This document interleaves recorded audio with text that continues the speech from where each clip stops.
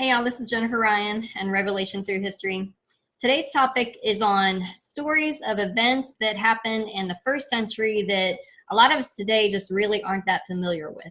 You know, if you're a Christian, you tend to think that Jesus' first coming was a big deal, right? And we all believe that his second coming is also a big deal, whether you see it as a past event or event to still come in the future. Both of his comings to the earth and fulfilling of the messianic prophecies, they were a big deal. And God really had to drive his point home using his prophets and using prophetic dramas and the festivals. And he lined so many things up before the first century, all through the generations before Jesus' first coming. He lined it all up to tell a story of his heart and his intention for the people.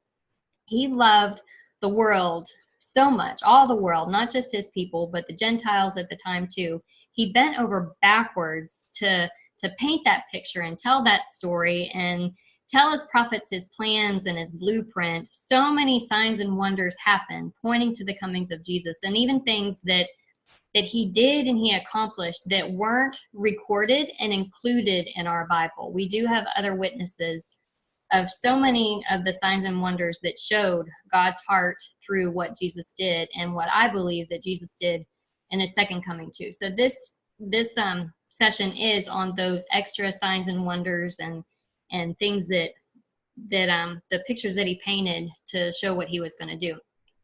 You know, like I said, he didn't just tell his own people of his plans. It was written everywhere if you had eyes to see. And one of those, the proof of that we can see, and I've shared this before, in Matthew 2:1-2.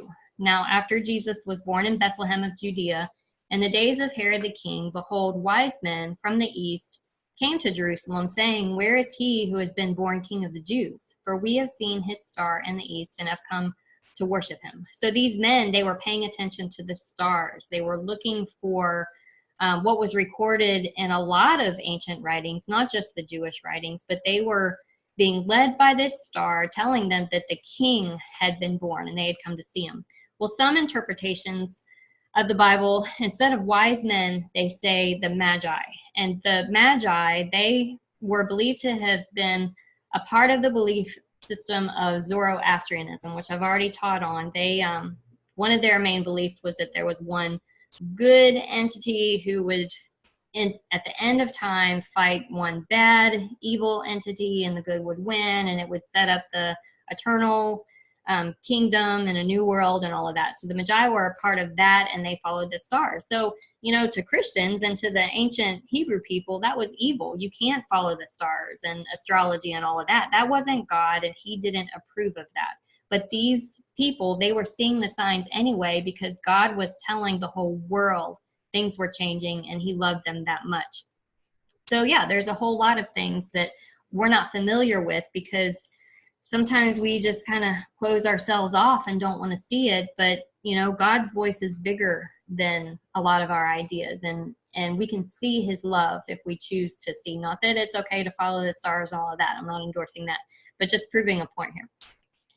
Some of the signs that we're not familiar with. I did share in another topic the story of the black stone. And it was recorded in the Babylonian Talmud that surrounding the ceremony and the festival of the Day of Atonement. One of the ways that they celebrated it was they had a black stone and a white stone, and they would put it in like a box, and one of the priests would reach in and he would let God lead him and pull out one stone. And if they pulled out a white stone, then they were to sacrifice a lamb for the sins during the festival of the Day of Atonement. But if the black stone was drawn, then they wouldn't sacrifice the goat. They would send it into the wilderness, and it would be like a scapegoat taking the people's sins with them. So that was a ceremony involved in the Day of Atonement. But beginning in or leading up to the time that Jesus died and rose from the grave, it would fluctuate just as you would expect. You know, some years it would be white, some it would be black,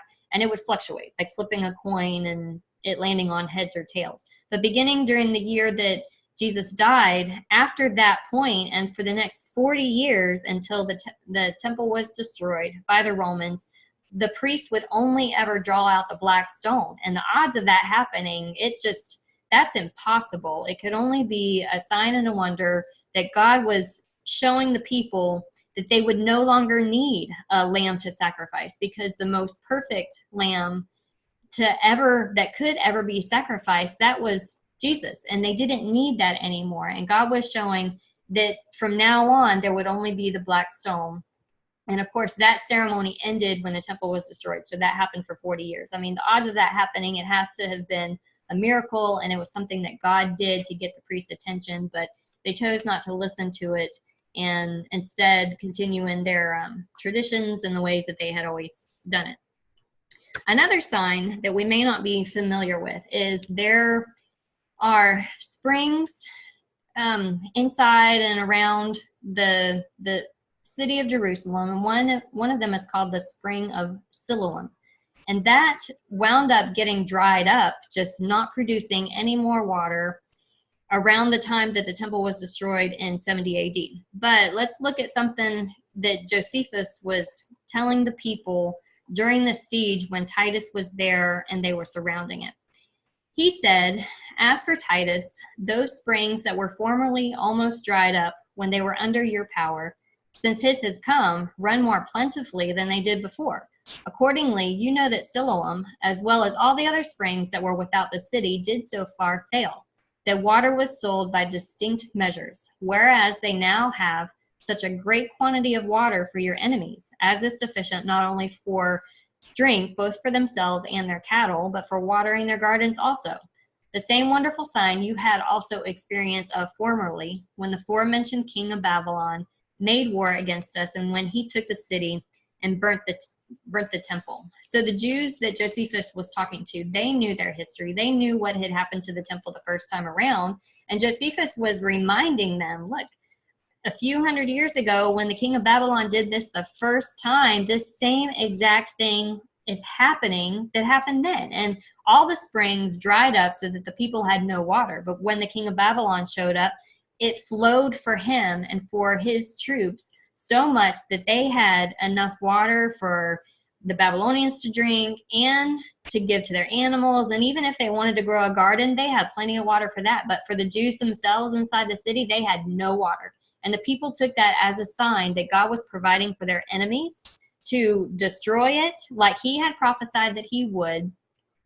And that's what happened. Their enemies had water, but God's own people didn't. And it was a sign to them. But Josephus was saying, it's happening again. Don't you get it? That God is drying up the water for you and giving it to your enemies, the Romans. And it's the same exact thing. But the people still, they chose not to recognize the repeat of that old sign and wonder. And they wanted to hang on to their temple and their city and their way of life.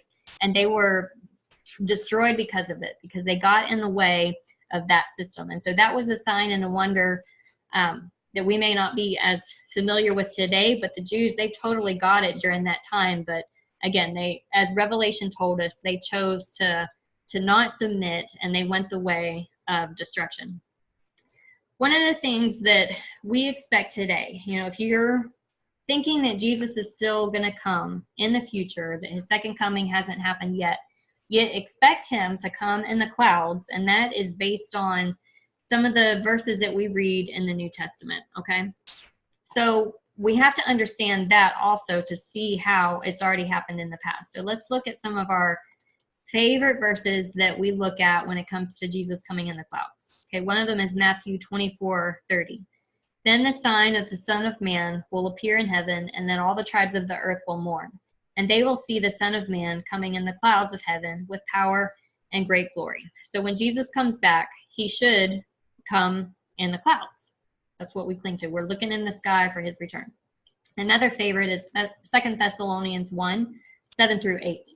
"To give you who are troubled rest with us when the Lord Jesus is revealed from heaven with his mighty angels, in flaming fire, taking vengeance on those who do not know God, and on those who do not obey the gospel of our Lord Jesus Christ." That's another one that we kind of cling to. We look to the sky, look to the heavens, and when we see him, then it'll be the day of the Lord and the time of his second coming, right?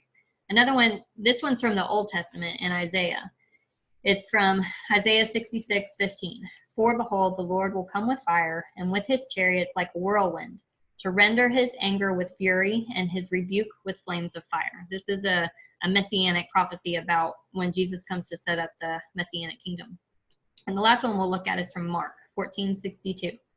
Jesus said, I am, and you will see the Son of Man sitting at the right hand of the power, and coming with the clouds of heaven. So this in context with clouds, but Jesus goes on to say, you're going to see it, you're going to witness it. And of course, these were the people that he was talking to, not necessarily a future generation. He was specifically talking to a certain group of people. So if all the messianic prophecies were fulfilled in the first century, the first coming and the second coming, then we have to see how this was true, how he did come in the clouds and the people were to see it. And remember, the whole context of God's heart and what he wanted to do was he wanted to replace what the people had set up. He established something to paint a picture of his heart, but the people took it the extra mile. It was corrupted. They added to his laws and his rules and his heart, and just through generation after generation, it was tweaked and changed, and it was corrupted through bad leadership and bad choices, and God needed a reset. I've taught it in another topic that the flood during Noah's time, that was a foreshadowing of God's heart. It was a cleansing of the world and the system that had been set up and the DNA of the people, and it was a washing away of the world. And the same happened with the coming of the Messianic kingdom. It was doing away with a corrupt system. It was cleaning up the ways that the people interpreted God's heart, and it was that changing of the world, the end of the old world and the beginning of the new. So we need to look at what was meant by the coming in the clouds. And that really could be tied to some Old Testament imagery. It could be apocalyptic language or prophetic terminology, as we may call it today. So let's look at some of that from the Old Testament, okay? The first one is Exodus 13:21. And the Lord went before them by day in a pillar of cloud to lead the way, and by night in a pillar of fire to give them light, so as to go by day and night. Well, this, I personally believe that this was a literal thing. I think it was a supernatural sign and wonder that happened every day, and God used that to lead the people. But it did talk and indicate that God's presence was with them, and they could see it whether it was dark or light. His presence was there, and his purpose was to lead them. So yeah, I think it was literal. Maybe not everybody does, but it was a real thing in the cloud, but it talked about his leading and guidance and his presence. Another one is Exodus 16:10. Now it came to pass, as Aaron spoke to the whole congregation of the children of Israel, that they looked toward the wilderness, and behold, the glory of the Lord appeared in the cloud.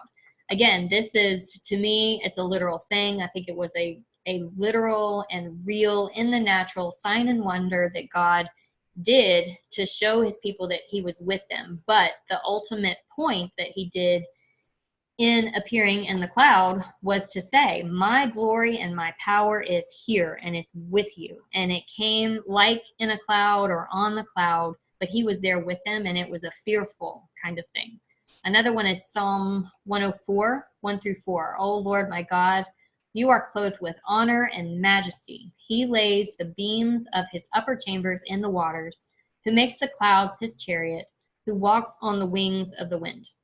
This is another one where God is said to ride in the clouds, but it's majestic, and he's the one that laid everything. So he holds all power, and that is the context of that psalm and what it's saying and the story that it's telling.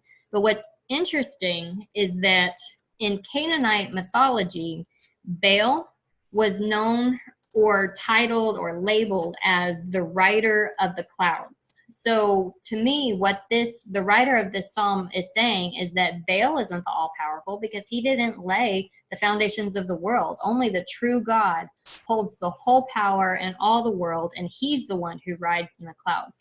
But again, it's a reference to the all-powerful God, that he is above all gods. So when you see the imagery about coming in the clouds, it's talking about power and presence and majesty and all of that. So it could be those verses in the New Testament, that's what it's pointing to. And that's the picture that it's painting and the point that God is wanting to get across of what Jesus would do when he returned in the role of the conquering king. That was the point of the second Messiah and the role that he would play in bringing about that kingdom. So it's about returning or coming in power, majesty, fullness. And it's also related to days of the Lord. And I've said this before, that when we hear today the day of the Lord, we kind of think, well, it's just this one end time event, and there's one day of the Lord, and that's the time of the tribulation, and the end of the world through fire and all of that. We kind of go there in our heads that that's what the day of the Lord is. But really in the Old Testament, there were many days of the Lord, and it usually had to do with God bringing judgment or correction or vengeance. But it was when God came in power to make some big changes, whether it was through wars in the natural or other ways.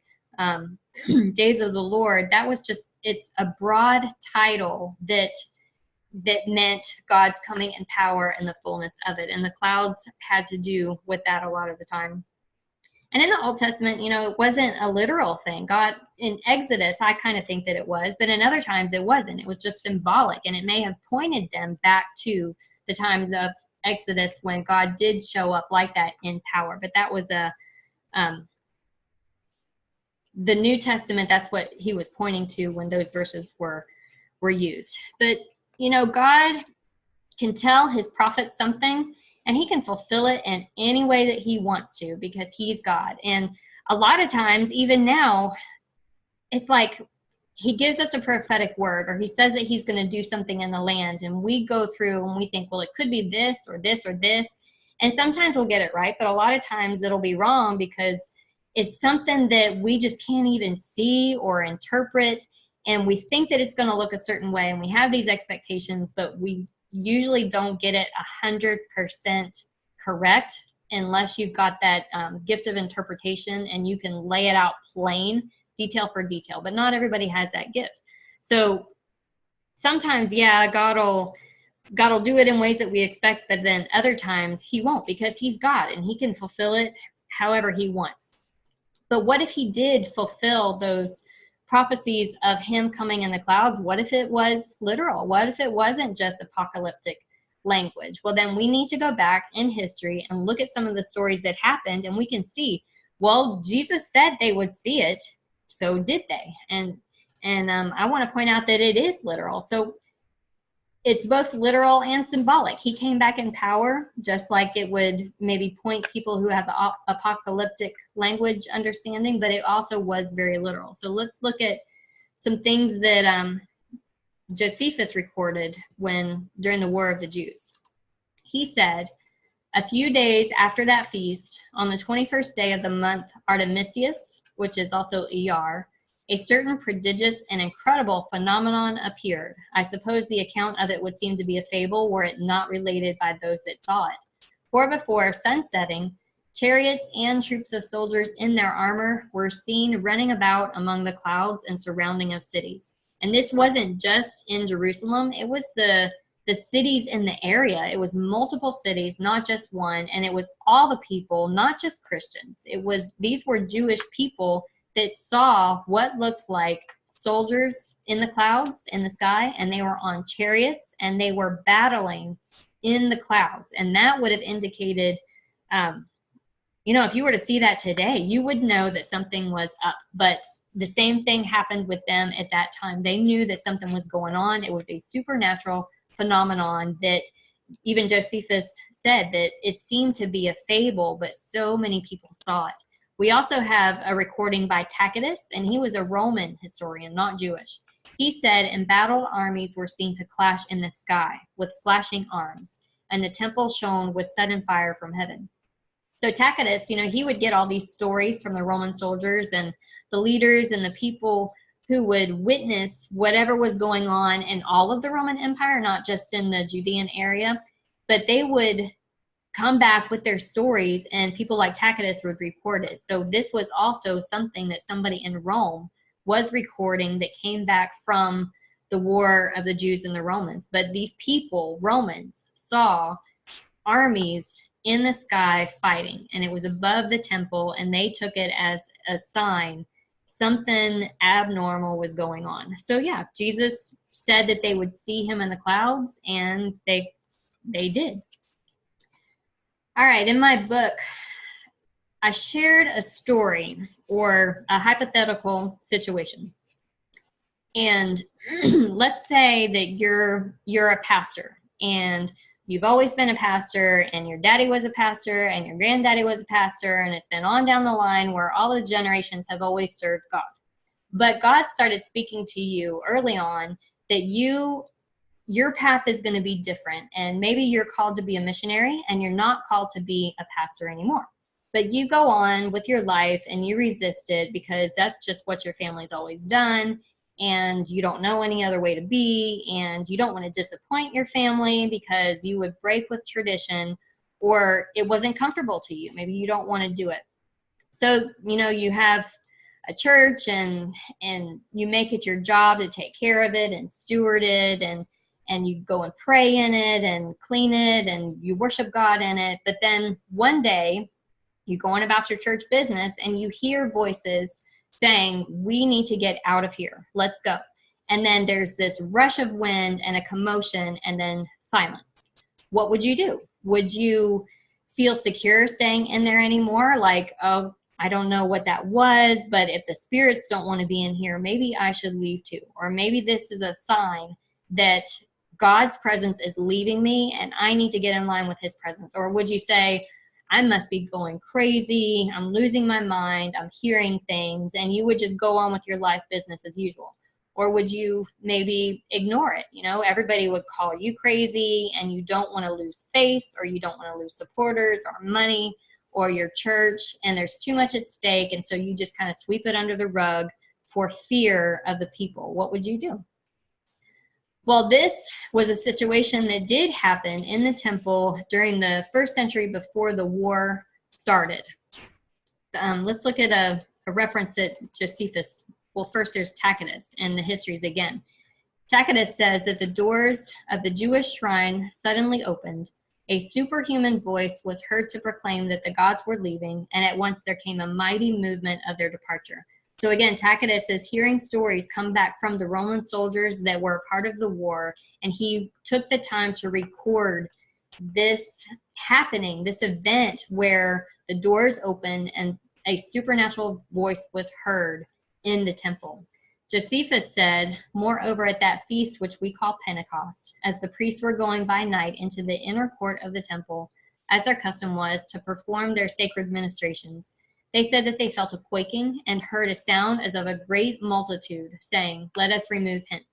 So it wasn't any person saying it. It was a supernatural voice. Maybe it was the angels saying, okay, we've done our job. We've tried to get this point across, but it's time to go because it's the day of judgment. It's the day of the Lord, and his presence is no longer here. But still, we know from history that they chose to continue in their tradition. They did not want to give up the way that their forefathers had always done it. This was the law. Why would God change his mind? And we need to stick with it no matter what opposition came. And they refused to see that the times had changed, and it was a new protocol, a new covenant, and a new way of doing things. Okay. One more sign that we're going to look at, or I shouldn't say one sign, another sign that we're going to look at. If you're familiar with the time that Jesus was crucified, we know that the veil in the temple was torn from top to bottom, right? And that was symbolic of God saying that there was no more division between him and us, that the veil had been torn, and we had access to his presence like had never been done before. And that is from Matthew 27:51.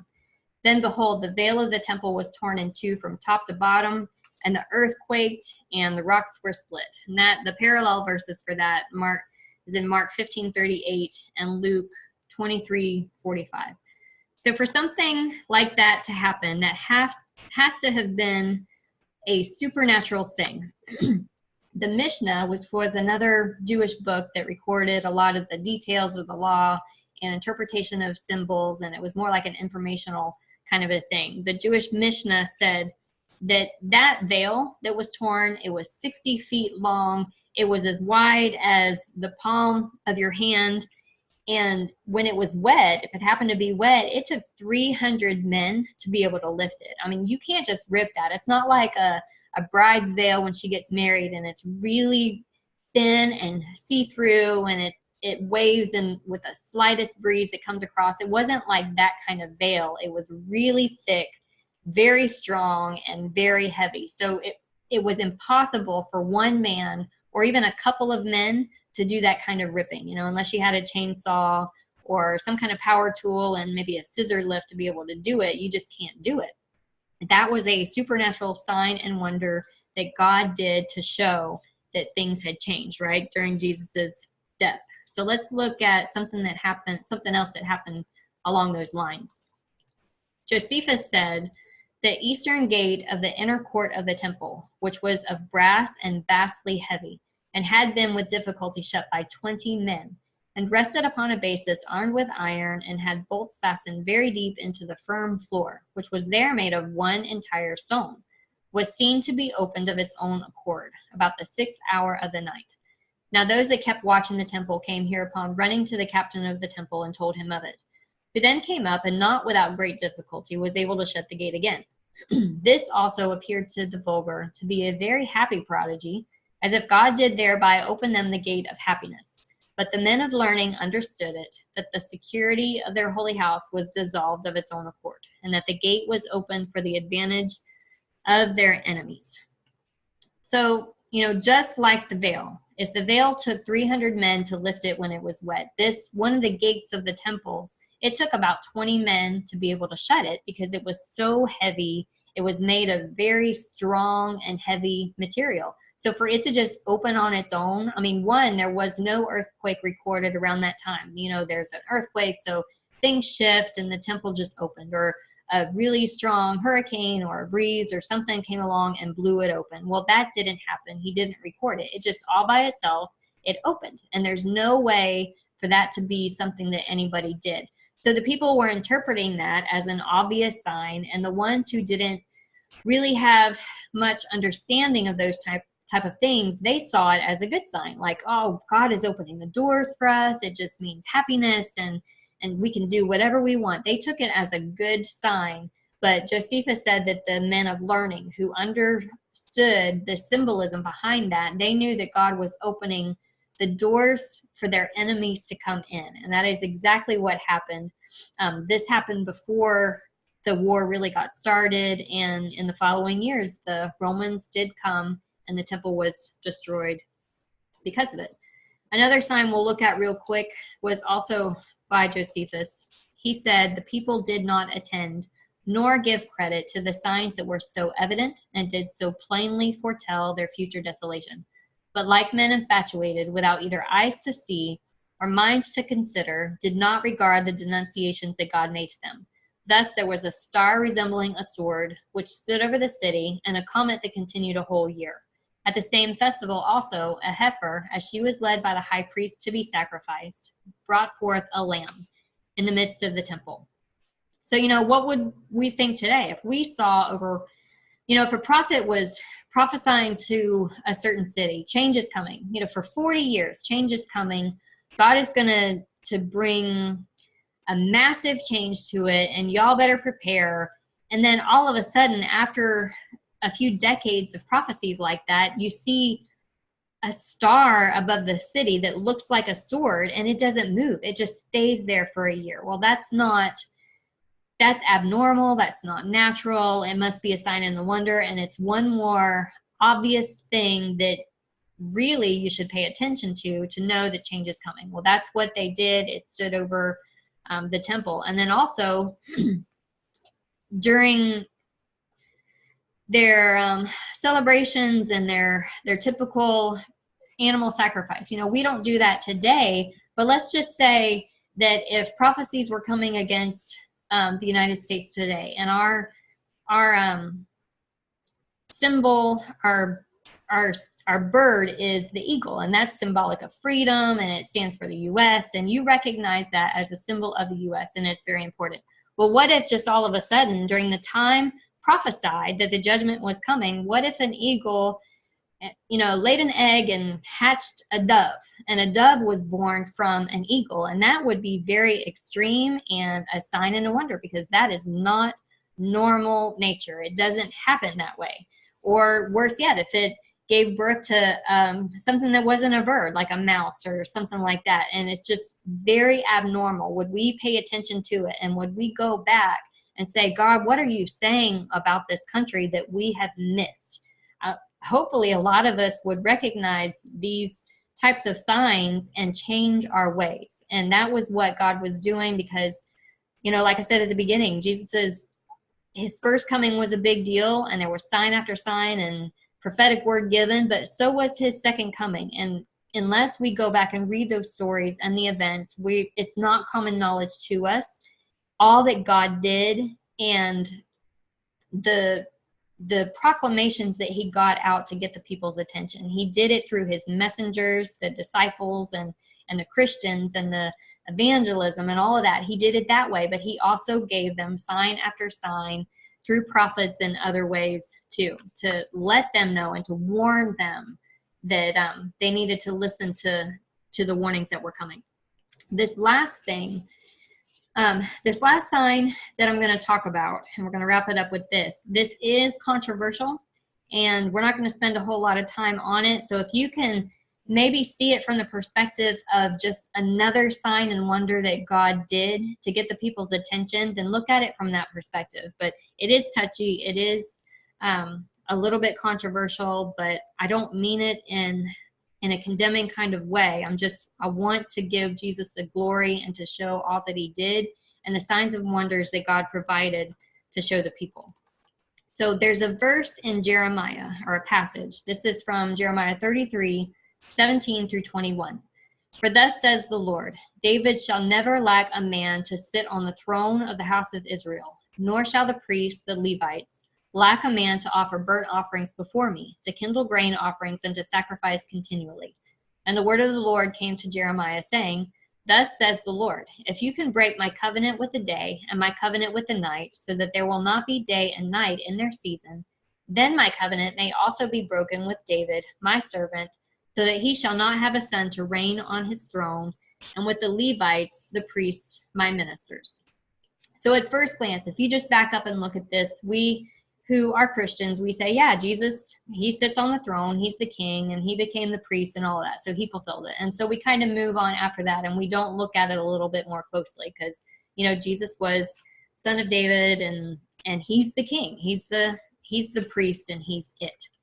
So let's look at it a little bit more closely. God says, if you can break my covenant with the day and my covenant with the night, so that there will not be night and day in their season, that covenant that he established with David, that can also be broken. So we, in our minds, we're like, oh, well, you can't. I mean, day is day and night is night, and it's set in motion, and it will never, ever change. To us, that is an impossible, it's an impossible change with nature. It's a law, and it's set. Therefore, God's covenant will never be changed. Well, let's look a little bit more closely at the signs and the wonders that God provided during the comings of Jesus, okay? So we're familiar with these passages. Matthew 27:45. Now from the 6th hour until the 9th hour, there was darkness over all the land. And this is also recorded in Mark and Luke, and it's very similar. So about 3 hours during what should have been the daytime, darkness fell across the land. And this had to do with Jesus's death. At that time, the veil was torn, all of that, the earthquake, some of the dead rose from out the ground, but also the darkness was over the land for 3 hours. So technically, yeah, during this time, God's covenant with the day was broken. It was not in season, and it was out of the ordinary. But let's look at something that Josephus recorded. He said, before the Jews' rebellion, and before those commotions which preceded the war, When the people were come in great crowds to the feast of unleavened bread at the 9th hour of the night, so great a light shone round the altar and the holy house that it appeared to be bright daytime, which light lasted for half an hour. Josephus said this was before the war started. It was more of a peaceful, some more of a peaceful time. But the covenant with the night was broken at this time. This was before the second coming, before the day of the Lord, before the temple was destroyed, and the new covenant was officially set in place. So God's covenant with the night was broken at the time of the second coming. This says that this event lasted for half an hour. Revelation 8:1 says, when he opened the seventh seal, there was silence in heaven for about half an hour. Now remember, the seals were the outline. It was the unveiling of God's plan. It was saying, this is what is going to happen at the final part of the judgments that was coming on this entire system. This was part of the plan. And there was silence in heaven. But Zephaniah, another Old Testament book, in Zephaniah 1:7, it says, be silent in the presence of the Lord, for the day of the Lord is at hand. So this could have indicated, if there's a day of the Lord, which indicates judgment and vengeance and consequences, anything that typifies the day of the Lord, Zephaniah is prophesying silence at that time. But then there was silence in Revelation 8:1-2 for half an hour, which Josephus said was the timing of the light. So if you look at the timing of the half an hour, God's covenant above the altar, above the temple, his covenant with the nighttime was broken during the second coming, or just before the second coming of Jesus. So the covenant with the day was broken at his death. The covenant with the night was broken before the final destruction of the temple. And all that to say, that doesn't have to do necessarily with the Jewish people. I did cover that in another section. That is an extensive discussion that I won't talk about here. What I am saying is that God was saying, if you can break that covenant, then I will no longer need another descendant of David to sit on the throne, and I will no longer need priests. And we know that is because Jesus did it all. Why would there need to be another king to come and more priests to come to continue that tradition and to continue that line if Jesus is the end of all of it, if he fulfilled all of that? So that is what that indicated. That was a sign and the wonder that the people, if they recognized it, they were saying, okay, this is no longer needed. The Messiah did it all. He came, he finished it, and now it's a new time and a new day, and the temple wasn't needed. The system wasn't needed anymore. It had been corrupted, and God had a better way. So all of this to point pictures of God's love and to point out that Jesus did way more than what we give him credit for. He deserves it all. If we keep thinking that he's going to come back to bring that final judgment, we've missed it, and we're getting distracted from our true destinies and our true assignments. Jesus may show up. I believe that he does want to manifest, and I believe that he does want to come again and reveal his power to the whole world. And there are more changes, many more changes that need to happen in our lifetime. But if we're looking at it in a way that we think that he still needs to finish a job, that is not completely accurate, and we're robbing him from the glory that he deserves. He did it all. He finished it. He set us up to win, and he empowered us because we now have the helper living in us, and we are his temples, and it is our job to manifest and to reveal his glory to the world. But because we think that it's not finished yet, we're being held back, and we're losing power, and we're getting creamed from the true enemies of the way. And so all of this is, my heart is to see Jesus did it all. We have access to it all, and we should be living in the overflow of it, but we've been derailed in the last few generations. And it's time that we get back on track and look to the future and what God says about it and what we're to do about it, because we still have an exciting future. And he wants to tell us about it if we would get rid of some of these distractions, thinking that he didn't finish it all and there's still more judgment to come. And I hope, again, I'll say it again, I hope this helps you ditch some of the fear. We're not supposed to walk in this fear. We're supposed to walk in victory. We also have another session to come where I'm going to show you a little bit more how the end of the book of Revelation happened, what happened to the dragon, what happened to the beast, and how can we know that we really are living in it based on the things that have happened in the last 2,000 years. So when we look at our history, we know what's already happened, and so we can get a better picture of the future. My email is pmtjennifer@yahoo, or leave a comment. And thanks for listening. Again, see you next time.